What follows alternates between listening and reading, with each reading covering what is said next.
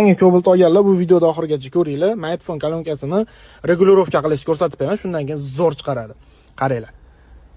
Bu knopkani ezamiz. Ezganimizdan keyin 1 2 3 4 xullas to'rtinchisi nastroyka setting mana.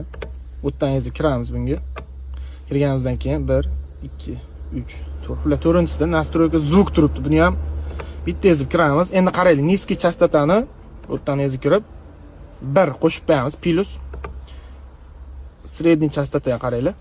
Buni 1 2 3 minus 3 qilib qo'yamiz. Ko'rib turibsizlar. Undan endi saqlanib to'la chiqadi. Visokiy chastotaga bitta kirib turib, polni qo'shib qo'yamiz akalar. Ko'rdinglarmi?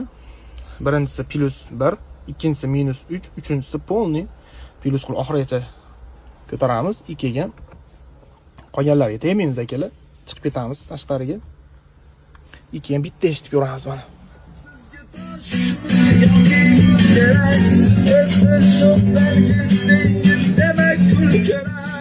Bo'ldi, xudo xolasa endi zo'r chiqaradi akalar. Bu videoda yangi Cobalt olgan, 2025 olgan. Shunaqa yangicha smartfoni bor o'rtoqlarga jo'natib qo'yinglar yoki saqlanib qo'yinglar, kerak bo'ladi.